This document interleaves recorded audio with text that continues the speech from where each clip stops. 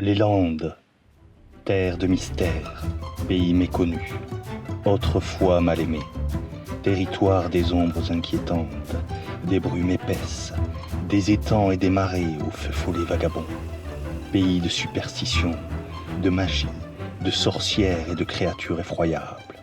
Les Landes dévoilent leurs légendes.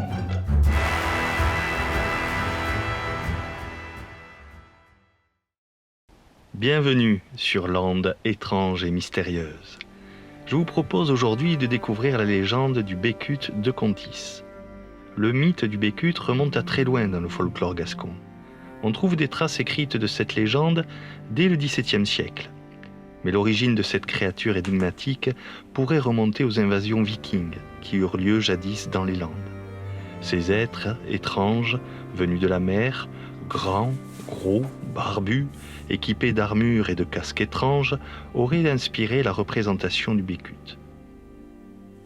En effet, loup Bécut, sorte d'ogre ou géant, mesure 7 toises, 12 mètres, pèse 10 quintaux, 1 tonne. Il est poilu, barbu, il a un nez en forme de groin de porc, des mollets énormes et une déformation de la bouche qui lui fait comme un bec. D'où son nom de Bécut, signifiant pourvu d'un bec en gascon. Mais son signe le plus particulier et le plus intrigant est qu'il ne possède qu'un seul œil, tel un cyclope. Plusieurs légendes gasconnes parlent de loup Bécut. La plus documentée est celle du Bécut de Contis. Jadis, on mentionnait l'existence d'un port à Contis. Serait-ce par là que serait arrivé loup Bécut ? La légende nous dit que cet ogre qui vivait dans la forêt de Contis serait venu de la mer. Il ravageait tout le pays, semait la désolation, attaquait femmes, enfants, bêtes et hommes. L'ogre s'arrêta à Onès et Lahari, au lieu dit Pérotte. Là, dans les bois, se trouvait une jolie maison blanche, la maison du propriétaire, et 5 maisons de métayers, blotties sous les grands chênes de Céterial. C'est ici que loup Bécut, harassé et affamé, renifla et sentit la chair fraîche, la chair de 6 fillettes qui jouaient dans le jardin. Avant de se coucher, l'ogre en avait fait son souper.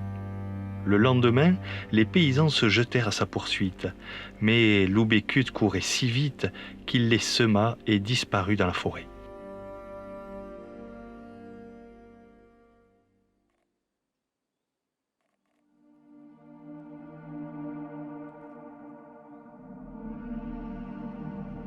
Un berger eut l'idée d'aller trouver la mère du vent. Celle-ci créa un puissant tourbillon qui s'en alla sur un coteau de sable. Là, il se mit à tournoyer très vite, et dans les airs, à perte de vue, il enleva le sable en tourbillon. Puis, il s'en alla au-dessus de l'endroit où l'ogre dormait, et lui laissa tomber dessus tout le sable ramassé. Ainsi, l'ogre fut étouffé sous un coteau de sable. Ce monticule de sable, dernière demeure de loup Bécut, se trouverait à Contis. On l'appelle le tuc du Bécut.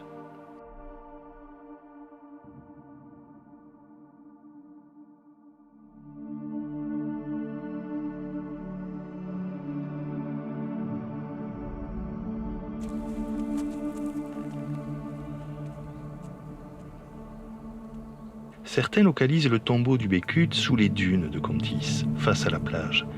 Mais la légende parle bien d'un coteau de sable, d'un tuc, comme on dit ici, et non d'une dune. La différence est importante. Je recherche la dernière demeure de loup Bécut, et pour cela, je dois trouver d'abord le tuc du Bécut. Le voici, là-bas, comme une île sur un océan de verdure, se détachant du paysage environnant.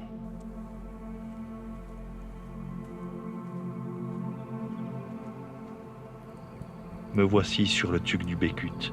Le crépuscule approche. Une atmosphère étrange et pesante règne ici. Le tuc est relativement haut. D'ici, nous surplombons les alentours. Voici que l'on aperçoit le fameux phare de Contis qui émerge de la forêt de pins. La lumière qu'il projette brille dans la nuit tombante. Je ne peux m'empêcher d'y voir l'œil du cyclope loup Bécut scrutant l'horizon. Je me sens soudain comme épié par cet œil unique flamboyant dans la nuit.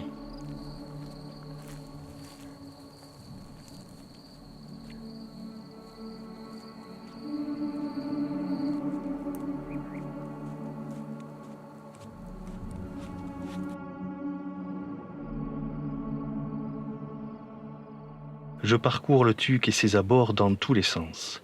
Je suis proche du but, je le ressens. Vais-je trouver la dernière demeure du Bécut? Il est enseveli ici. Y a-t-il un tombeau ou rien d'autre que du sable?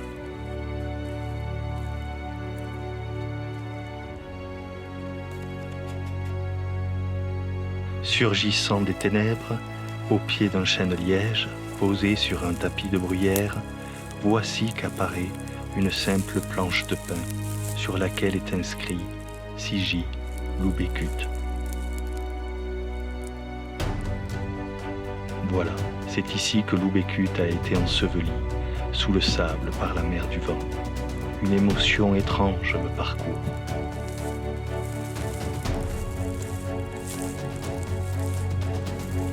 Les légendes sont faites pour être transmises. Les mythes existent pour transporter l'histoire à travers les âges, pour croire à l'impossible et s'affranchir des peurs et de l'inconnu.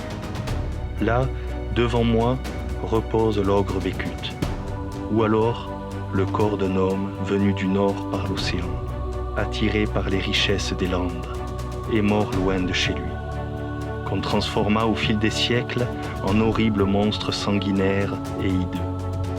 Où se trouve la vérité? Sans doute enfouie dans le sable millénaire que nous foulons du pied chaque jour. Pour ma part, je continue à explorer mes landes étranges et mystérieuses.